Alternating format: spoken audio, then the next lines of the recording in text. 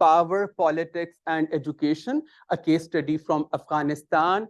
And, she would delve deep into pivotal moments in Afghan education history, where she would shed light on how both Afghan leaders and foreign leaders used education as a tool in their power dynamics. And this talk would cover an era from the Cold War to 2021. And it is promising that it would enlighten us on how education has been used, as in how education has been at the forefront of both conflict and peace in Afghanistan. So please join me in welcoming Dr. Birdie. And we would now like to hear from Dr. Birdie. Dr. Birdie, can you hear us? Yes, I can. Yes, thank you. Thank you so much for such a lovely introduction. And it's such a pleasure for me to be with all of you virtually here today. I'm so grateful for the invitation to speak. It was a pleasure to receive the invitation from LUMS when I saw it in my inbox in the summer. And yeah, it's always thrilling for me to be able to talk about my work, especially to folks who are I'm so close to where I spent so many years carrying out research and living as well. So thank you so much. It's truly a pleasure to be here with all of you. I will share my screen if I can do that. And let me see. I feel like I'm out of practice since we're no longer teaching on Zoom. So hold on one moment. I guess this is just a moment. Okay.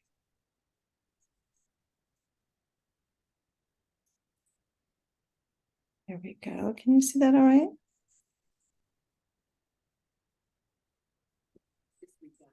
Does that work for you? Can everyone see that? I didn't hear you if you were able. Yes, we can hear Dr. you. Birdie, Yes. we can see it. Okay, great. Okay, great. Thank you so much. I'm going to, yeah, all right, let me see. I also have to warn you that it's early morning here and my children are getting ready for school. So you may hear a little bit of commotion in the background. Let's hope not, fingers crossed. But if you do, many of you, I'm sure, are familiar with that phenomenon. So yeah, so thank you so much for the lovely introduction again, because it was in addition to, outlining very nicely a lot of the work that I've been doing, you also provided a lovely description of the talk. I'm going to try to provide moments of critical moments in the history of the politics of education in Afghanistan as it relates to primarily foreign interactions and primarily with the US, but not exclusively. And this is a complicated story. It's not a story that's all about significant negative interactions, and it certainly isn't a story about all about significant positive interactions. And when I say negative and positive in this sense, I mean, interactions that we would like to see that lead to peace or those that end up leading to conflict. I'll talk about both of those things in the next few minutes. I'll speak for about 25 minutes or so, and then I'd love to have a conversation with the audience.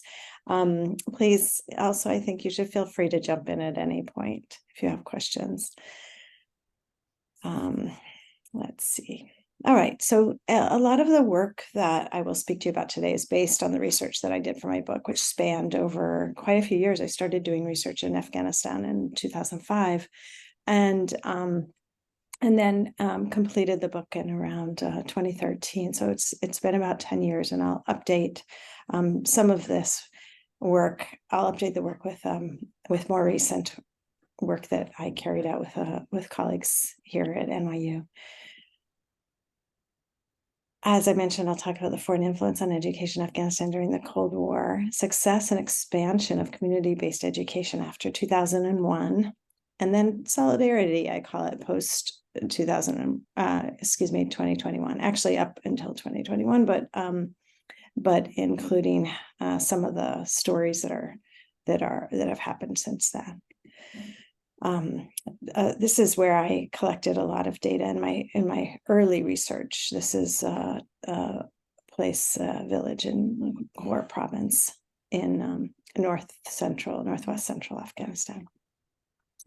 I began this research when I was actually working on a project in Pakistan very early on in my career, and I was studying Afghan refugee education in Pakistan, and understood at that time from my colleagues that there were textbooks that had been circulated in Afghan refugee camps in the 1980s and 90s, and those textbooks were referred to as the UNO books.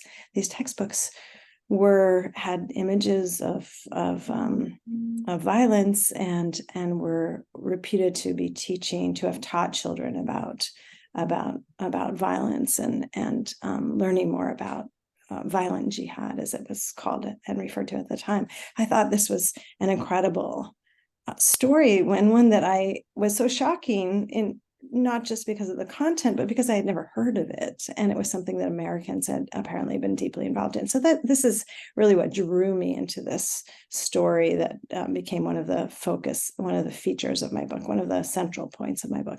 To understand this story further, I delved into the archives at UNHCR and USAID and the National Security Council here in the United States. I conducted interviews with aid workers who had been on the ground in the 1980s and 90s, and I conducted a systematic textbook analysis in order to learn more about this period of time that was so, it seemed so shocking and yet so little known in the West, and so widely known in Pakistan and Afghanistan. That was the other striking feature about this part of the story, that it was clearly common knowledge among education circles in Afghanistan, Pakistan, but really not something that people talked about or knew about in the United States.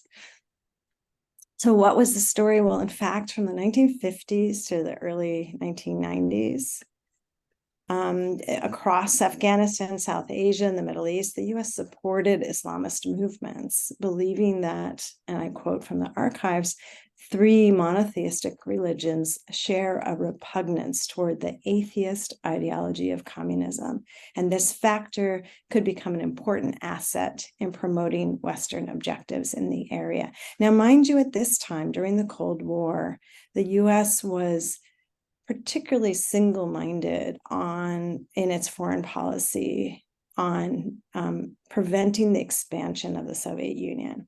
So after the in the period leading up to the Soviet invasion of Afghanistan, there were a number of proxy conflicts around the world that some of you may have studied or know about, but really this period was characterized as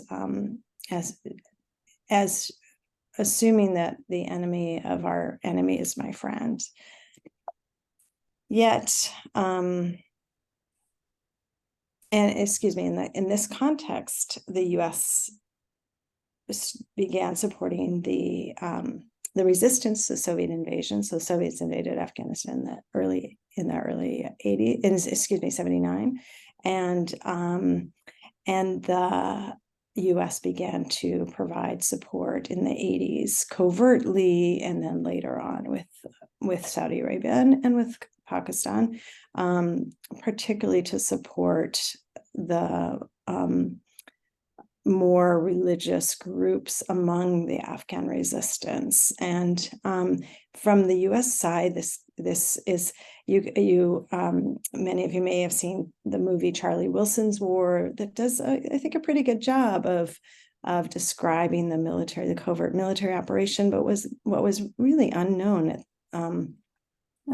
here, as I mentioned, was the support to education, but from 1986 to 1992, USAID spent $50 million to support the development of jihad literacy.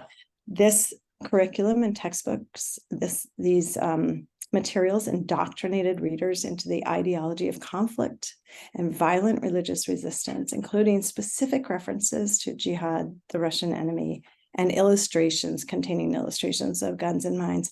Now, these textbooks were fairly rudimentary, but there was such limited printed information in the rural areas where these textbooks were distributed that I argue they carried a lot more weight than they would have in print-rich societies at the same time.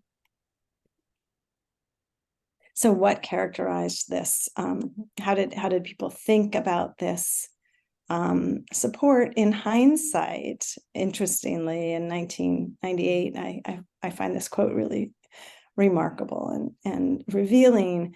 Zbigniew Brzezinski, who was Jimmy Carter's national security advisor, he was asked in 1998 if he regretted having armed, quote, Islamic fundamentalists to fight the Soviets. And Brzezinski replied, what is most important to the history of the world, the Taliban or the collapse of the Soviet Empire? Some stirred up Muslims or the liberation of Central Europe and the end of the Cold War. And I quote. So just quite a remarkable moment in 1998 to discount what would become, sort of 20 years of the global war on terror shortly after this comment.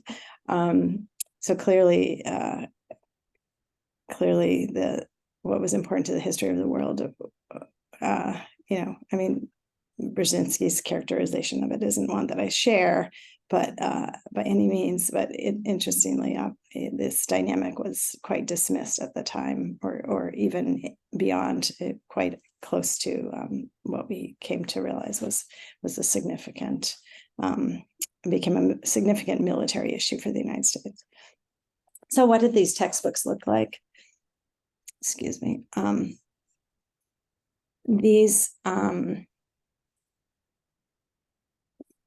Of the 18 lessons in religion in the 5th grade Dari language textbook, for example, 7 are explicitly devoted to inciting students to violence, martyrdom, hatred, and militancy. What's important here is the use of religion to combine religion with the incitement of violence, to tie these things together in textbooks from the earliest grade, from grade 1 up into through the primary school grades and beyond. And the fact that the education in these books was used to indoctrinate young people to learn their math, reading and math, not rudimentary, to get an education and then return to the front to fight.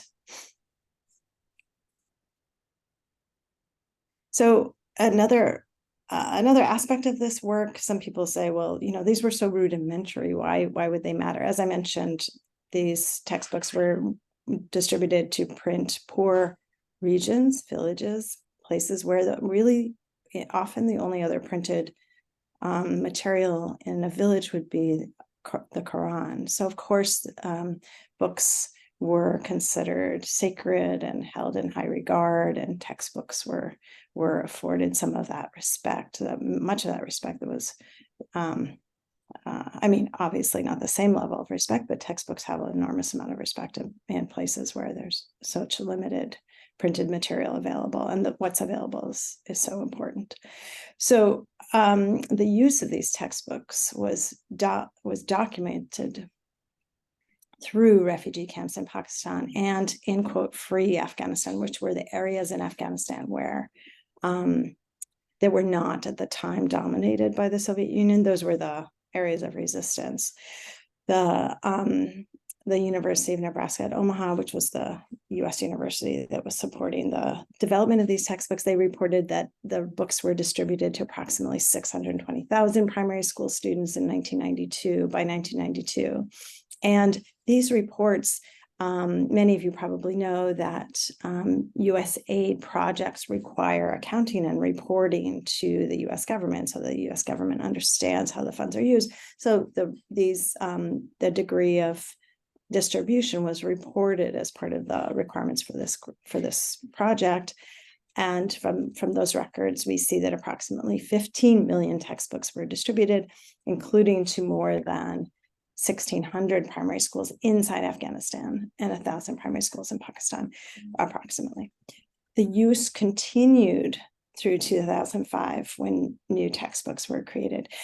This is important because these textbooks were virtually the only textbooks available to Afghans who were studying, who were not in Soviet schools at the time, who were studying across the region.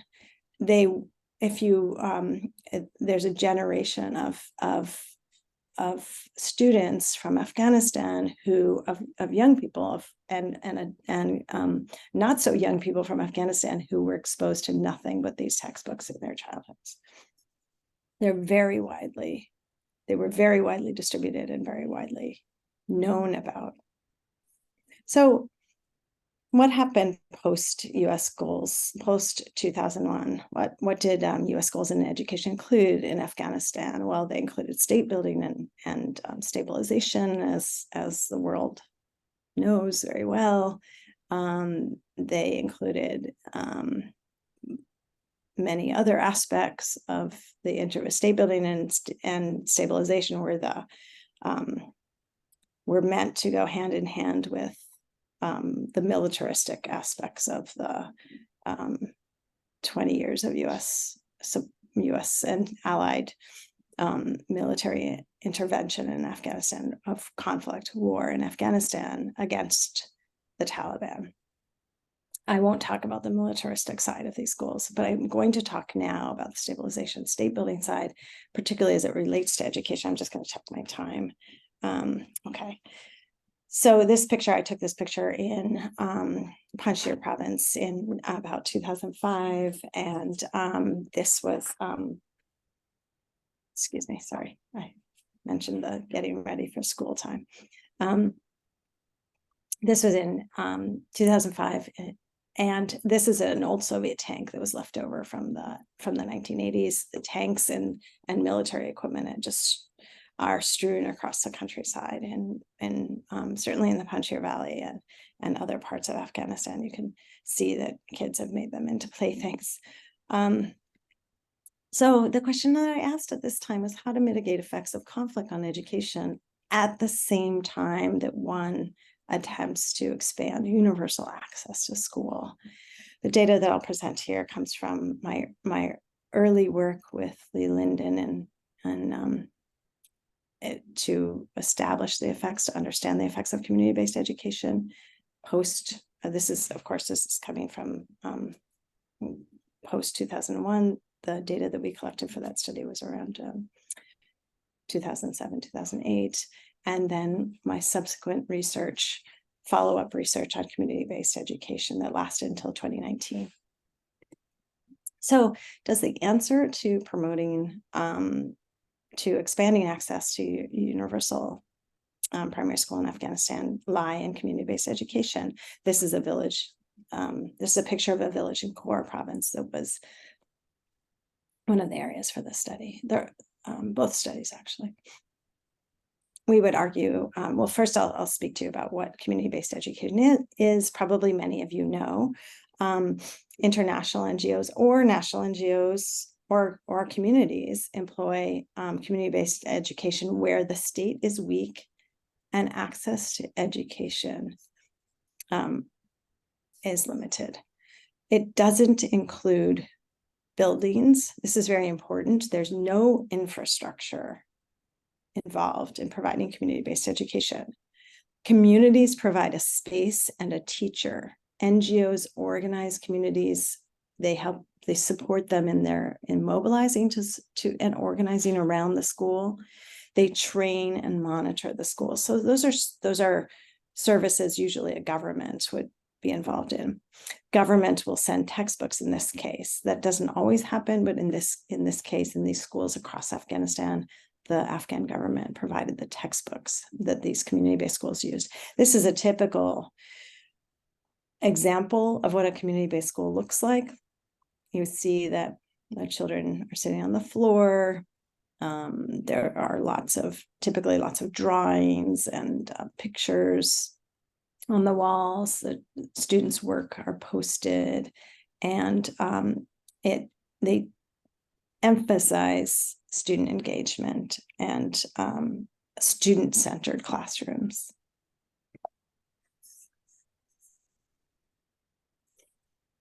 So the key questions that we asked at the time included the effects of community-based education on participation and learning, which we carried out a randomized controlled trial to understand these effects. We worked with an NGO in Afghanistan to randomize.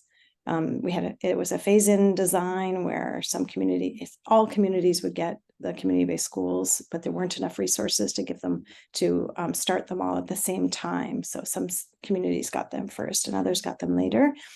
We looked at the effects on the gender gaps in participation and knowledge, and the net effect of distance overall and by gender.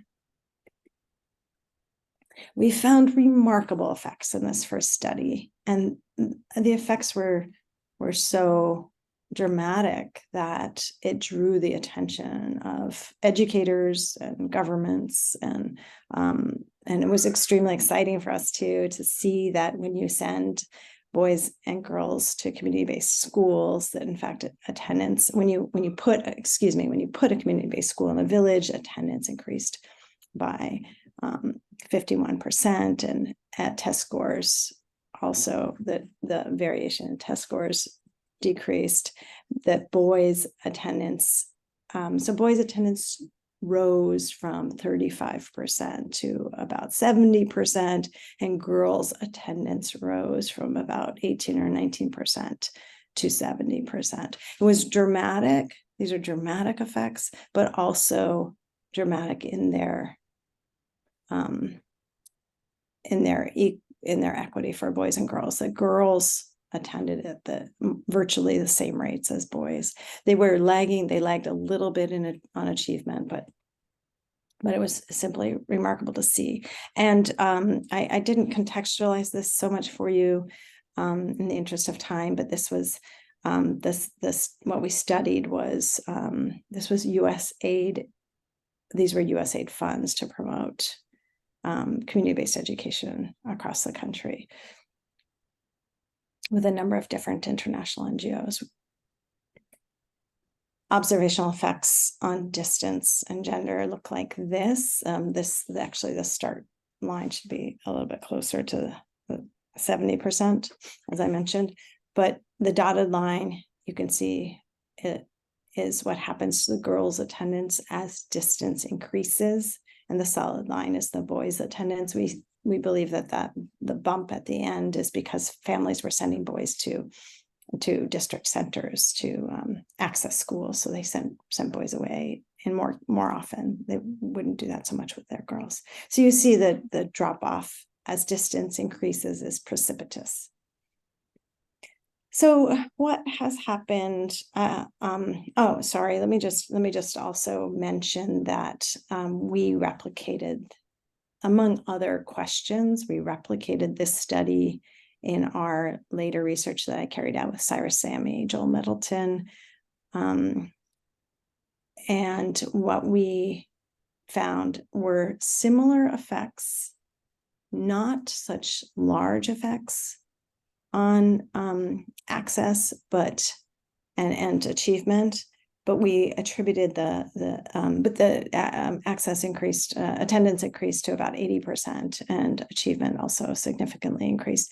But what was important to note in that study that government access had increased to such an extent that the community-based schools didn't have as large an impact, because there was just more people were accessing school. There was more education available. Let me also say what I glossed over is the reason for this. The urgent issues for testing these questions included needing to understand in those early years in 2005, 2006, 2007, needing to understand whether parents would send their girls and boys to a school that they may have perceived as sponsored by outside forces, particularly after the negative effects of the earlier interventions. So there were a lot of misconceptions. This is a theme that I write about a lot in the book as well. The misconceptions among folks in the United States about the Muslim world and attitudes towards education in general, but particularly as it related to Afghanistan. And a number of these misconceptions actually persist today. So I'll talk a little bit about those. So what do we see post 2021? After August 15th, 2021, the Taliban takeover of the country, what is happening with girls' education, women's mobility? As the world knows, the Taliban have severely restricted women's mobility and girls' mobility. Really, the focus here is on mobility. The consequence is that girls are not able to access education. Of course, the ban is on education, but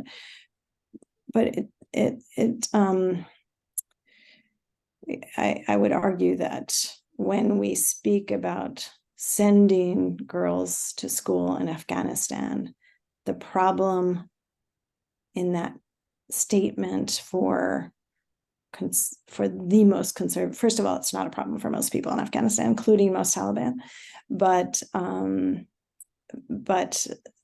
some of the most conservative elements see the problem with, believe that there's a problem in sending girls to school, sending girls outside the home.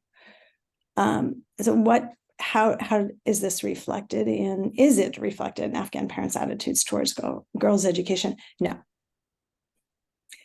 It's generally not.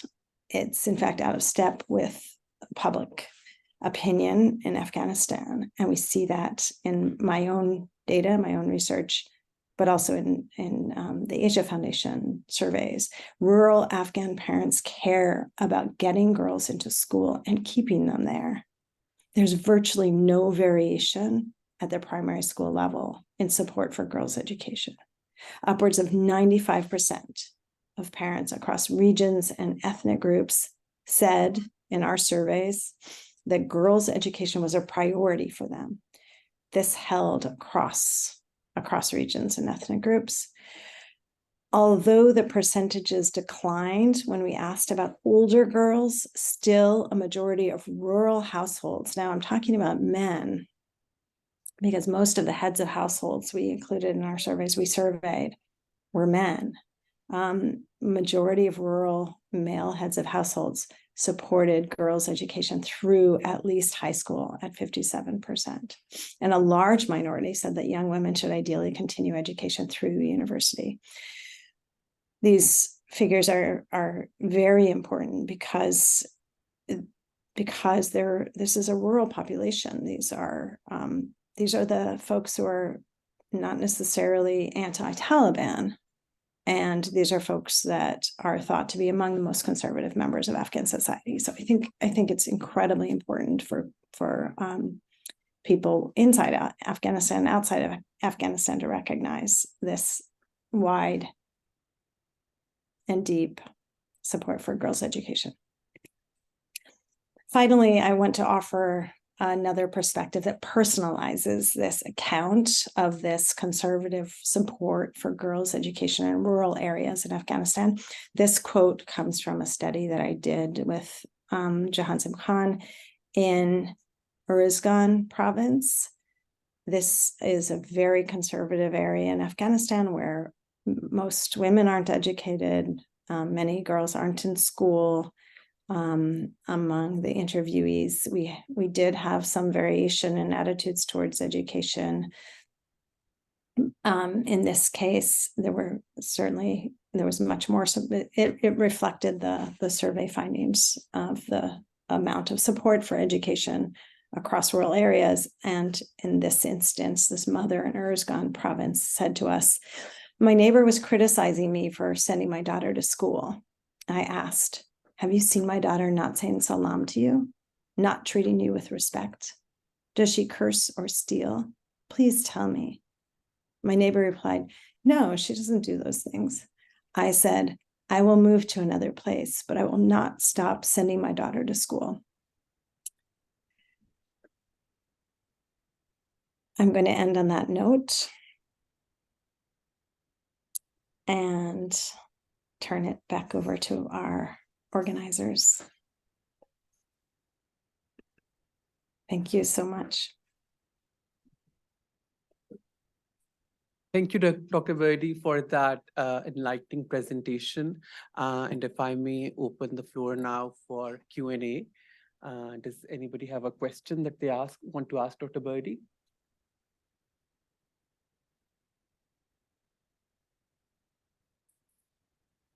Hi, madam. My question is about in 1992, you said that US has created a curriculum for Afghanistan, which use violence and this and that, all the things you are mentioned also. Mean the Afghan youth use US curriculum and makes their mind to fight with Soviet Union. And again, in 2005, the current curriculum you Afghanistan have created by the US or with the support of US. How can no Taliban trust in that curriculum that they have used us at that time? If again we continue with this curriculum, which is again set up and supported by the US, no, again they can use us for any other reason. You got my question? If I have to repeat it. No, I did. Yeah, that's an interesting question. Well, I think the textbooks speak for themselves. I don't think the textbooks created after 2005 were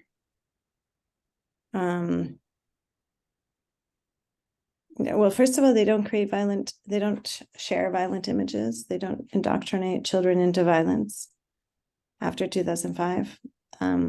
They use international standards. They were created not just, they were created by Afghans with outside support, as were the earlier version, I should say, as well. I mean, there were Afghan leaders in who worked closely with other educators to create the violent textbooks, the Alphabet of Jihad Literacy. But so the process, in some ways, one could imagine the process being a little bit similar, although I would say the process is also different. The more recent collaborations were open and more inclusive than certainly the ones in the 80s. But I think the most important point here is that the textbooks are different. I wouldn't mind using the textbooks created in 2006 for my children, with my children. I would never use the textbooks created in the 80s with my children. I mean, that's a simple answer. Every family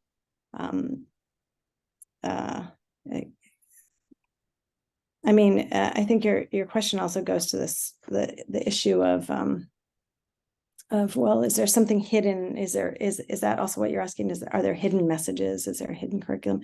The Afghan Ministry of Education made many changes independently to the curriculum after 2005. So the new curriculum that was worked on, that was introduced by UNICEF it was actually introduced after 2001, but I think solidified and made more widely available after 2005. And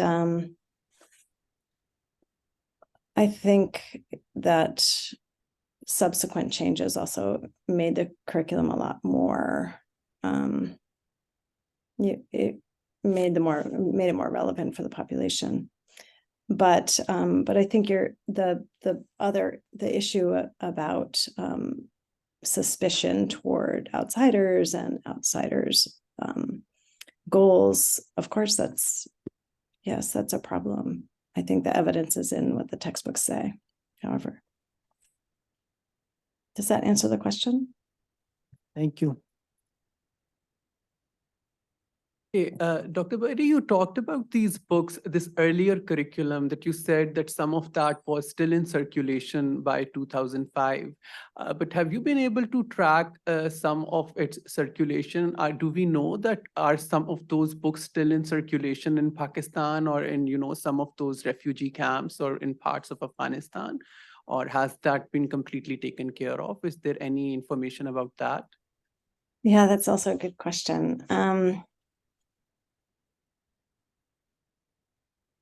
I don't know the extent because I haven't studied that myself, but I'm sure they are still in circulation. They were being printed still in 2013.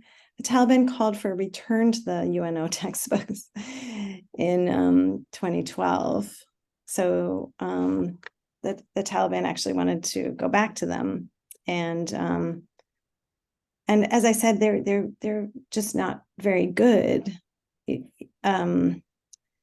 And not popular among parents, and not good pedagogy. So I'm given a choice between better materials, and those materials, most people would choose the better material, the materials that don't teach lessons using violence. But I don't have those are anecdotal stories. We didn't ask parents which textbooks, if given this opportunity, which textbooks would you choose? We didn't ask a question like that. But in answer to your question, what is the circulation of the textbooks? Are they still in circulation today? And if so, to what degree? I suspect that they still are used, and to what degree they're used. It's really, really difficult for me to say. I'm not sure. Probably not very much, I would imagine. Okay, thank you. There is a question from, you can scroll up. Ayman, I think, in the chat. Yeah, so Anam Rahman, she's asking, what in your opinion is the future of education for women and girls, given that most of them statistically want it, yet cannot access it in Afghanistan? Yeah. I think history in this case is on the side of women and girls in Afghanistan. I believe that they will be able to get education. I hope that legally they're able to educate themselves in ways that families wish to do sooner rather than later. I think that there's a lot, as I alluded to, I think there's a lot of support actually for educating girls and women among the Taliban, as there was also in the earlier years. Under the Taliban rule in the 1990s, there were many Taliban senior members of the Taliban who sent their girls to Pakistan refugee camps to get an education because they weren't able to do so in Afghanistan. So I think that there is so much emphasis on education in the Quran. Every Muslim knows, even if they're illiterate, they understand the importance of pursuing an education. That is not something that the Taliban are going to be able to legislate away. And they're out of step with, as I'm sure you all know, they're out of step with every Muslim country in the world in this aspect of legislation. So it's hard for me to imagine that these policies will continue for much longer. But in the meantime, I hope and I see that young women are managing. Some young women are managing to maintain their educations. I think there's a lot of support that they're receiving. I think outside of official channels, and I hope, and I know that communities are working hard to provide some of that unofficial support, I believe. So I'm hopeful, and at the same time pragmatic. Thank you. Then Mehak Fatima has asked another question in the chat, and she's basically asking you to elaborate on doing research in a conflict zone, which she's saying if requesting you to elaborate on access to data and any challenges faced in the process. So if you could talk about that a bit. Yeah, sure. Yeah, we worked with communities, and it was extremely important to be transparent, to be known to communities, to establish relationships. We collaborated with NGOs who had long-standing relationships with the villages where they worked. I actually spent quite a bit of time in Afghanistan throughout much of this research, carrying out much of this research, but as time went on, I was more and more restricted in my movements because of the violence across the country. But it's what I would say is that I think it's very important to pursue research even in the most unstable environments, because there's a lot of funding that goes towards supporting programs. And if Afghan families don't know how this funding is being used or how well it's working, then and Afghan policymakers, and let me speak more broadly about other policymakers anywhere, if they can't measure the outcomes of their programs, it's very difficult to make policy decisions. So I think it's essential research. And I think working closely with practitioners and families, parents, is a very important aspect of this type of research in sensitive areas where violence where there has been a lot of violence and the propensity for violence continues. I hope this answers the question. Thank you. And then both Heba and Roma are asking about curriculum under the Soviet rule, as in the structure of education and the kind of curriculum that was being taught in schools under the Soviet Union in Afghanistan, if you know something about that. Sure.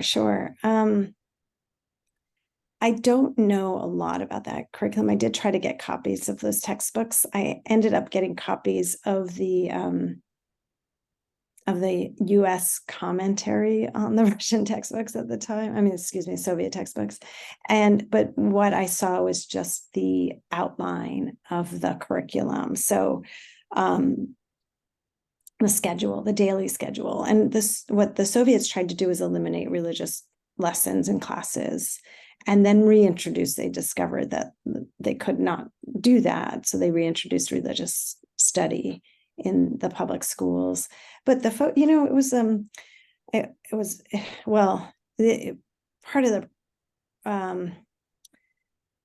reason that the Soviet efforts were so damaging was because of their forced literacy campaigns across the country, right? This is part of the reason they were so widely hated. Yet when one looks at the textbooks, they're not very different from something you would find across the Soviet Union at that time. Of course, an emphasis on political ideology and a lack of emphasis on religion. But my understanding is that in Soviet schools at that time, religion was excluded and prohibited, but that was not the case in Afghanistan.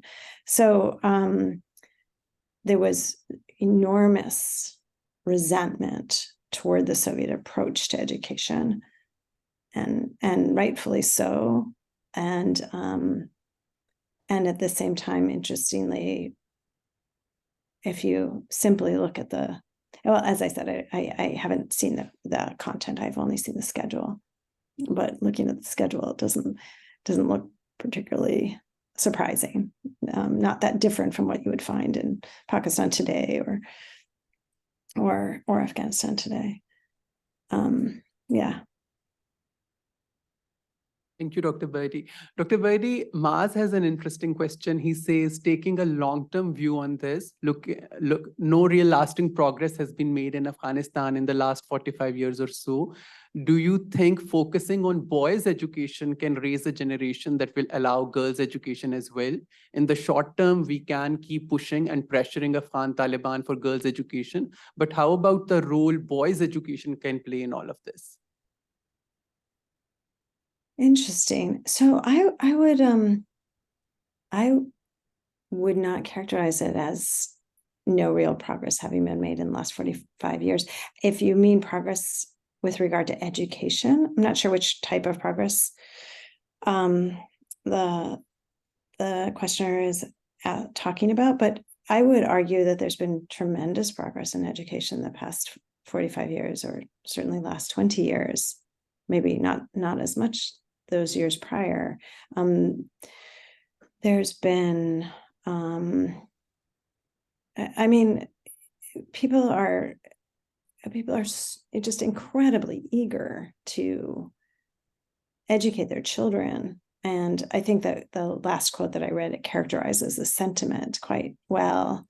And they understand, even illiterate parents, how important this is as a religious obligation, not just for education for the soul, but also education for the world. They understand that their children need to learn science and math, and in order to compete, and compete is the wrong word, in order just to have productive lives and a better quality of life. They talk about their children having a better quality of life than they themselves did. And you see people making strides toward these outcomes across the country, and the numbers show this progress, that the numbers of people who receive an education has increased dramatically since 2001. And so I wouldn't characterize progress as stagnant at all. And as I said, people are going about their business to the extent that they can and trying to continue to pursue education to normalize their lives, even today, even now in Afghanistan. So this is a case of, I think, as I mentioned, I think just a matter of time before the voices of women and girls and their brothers and fathers and uncles making a difference. But in terms of, sorry, I didn't really respond to the question directly. In terms of educating boys, absolutely. All of these programs that I described, they educate boys and girls. It's not a focus explicitly on girls of these programs. Thank you. Also, Dr. Baidi, all this curriculum that was there before 2005, which was very conservative, and you also talked about it promoting a sort of violence and the images that were there about jihad literacy. So one clear effect that kind of curriculum had would, of course, be towards violence and creating that kind of mindset. But in your research, did you find any other information in terms of how would it impact other aspects of life as well? For example, in terms of acceptance, for example, for gender and sexual minorities, attitudes towards that, engaging with that curriculum? That's a really good question. And let me point out that my extrapolations about the effects of the textbooks on propensity towards violence are, in this case, not coming from our systematic data that was collected as part of the randomized controlled trial that tested the outcomes of the community-based schools, right? The discussion of the textbooks is based on understanding the degree of distribution of the textbooks. I want to point out that I did not test quantitatively the impact of the textbooks on children's propensity toward violence. It's that would be a study that would be interesting to do, but difficult to do and not ethical to do. And however, I know you're not suggesting that, but I just want to draw that. I just want to clarify that that in this case, I'm sorry about the background noise. In this case, the children, the textbooks, the content of the textbooks, I wasn't able to measure the effects of the content of the textbooks, whether towards violence or towards other kinds of behaviors. There is no mention of diversity and inclusion in these textbooks, as one might imagine in the in the jihad literacy textbooks. They do not emphasize those kinds of themes at all. But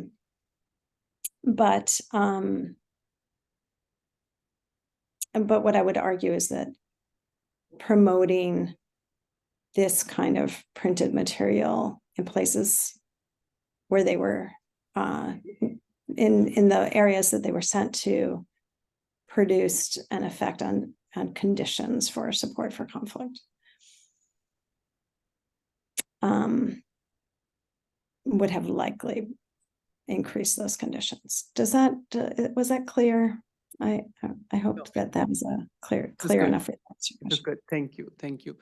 Mariam Durrani has a question. She's saying, thank you for some great insights. Could you shed some light on the motivation of policymakers for girls' education in Afghanistan?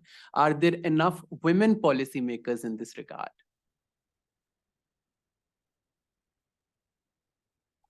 That's a good question also. In other words, are there women policymakers in the government who are making decisions about promoting girls' education? I don't believe so in the moment, but maybe that's not what maybe you're thinking about women policymakers outside of the country who are trying to support access to education.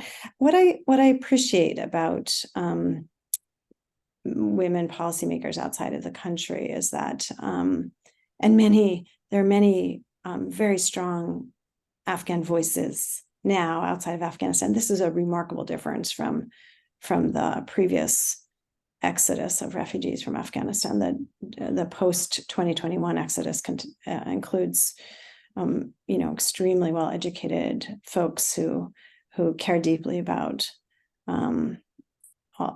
people that are their families who are still there. Many family members and friends. What I mean is that they are, the caring isn't the different part.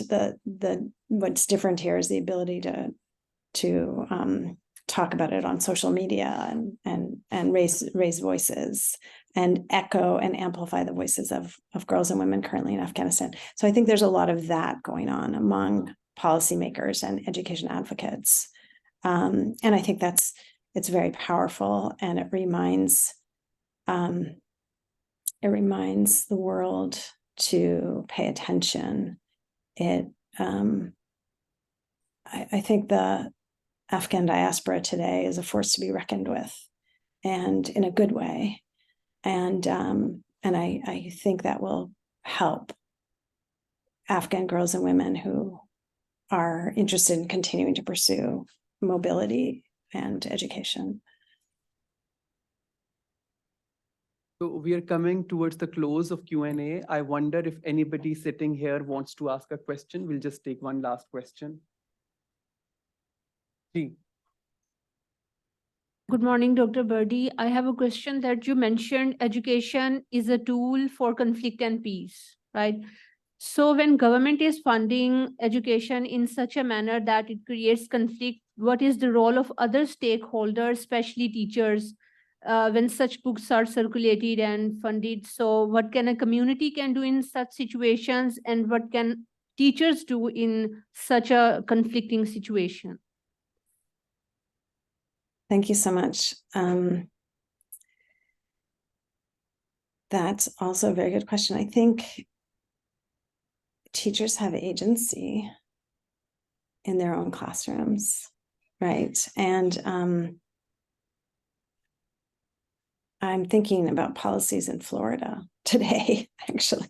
I don't know how many people in this audience follow our education debates in the United States, probably a lot of people, because of where you're sitting, because of the terrific School of Education at LUMS. But teachers have agency, and at the same time, teachers can feel very intimidated and scared of being persecuted or prosecuted because of what they do in their classrooms. You see a lot of this, I think, happening in schools in the United States today. And yet teachers manage to maintain support for the children they work with. They manage to maintain nuance and promote and describe and discuss nuance in any curricula that they use. And teachers provide enormous emotional support to children in their classrooms. So I think in many ways, teachers are able to overcome many of the obstacles that are presented in a curriculum that is less inclusive, or perhaps teaching ideas that may, well, in the most extreme case, may be damaging for children and societies, but not without duress, right? They are doing it under difficult conditions typically.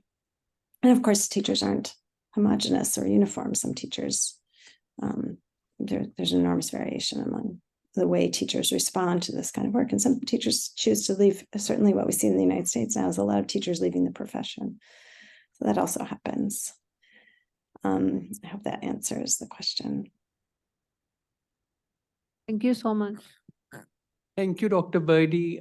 It was an absolute honor and pleasure to have you with us today. And, thank you really for your time and sharing your insights, your research with us today. We really hope to see you again in one of our sessions. Would you like to say something? I just want to say thank you all so much. Thank you for coming. Thank you for listening. Thank you for asking such terrific questions. I'll be happy to talk further if people have additional questions. Thank you so much for inviting me, and I'm so pleased to see all this wonderful work that's happening at LUMS and in Pakistan, and I'd love to hear more about that too, hopefully next time in future conversations. Thank you so much. Thank you. Please take care. Thank you. Bye. Thank you. Bye-bye.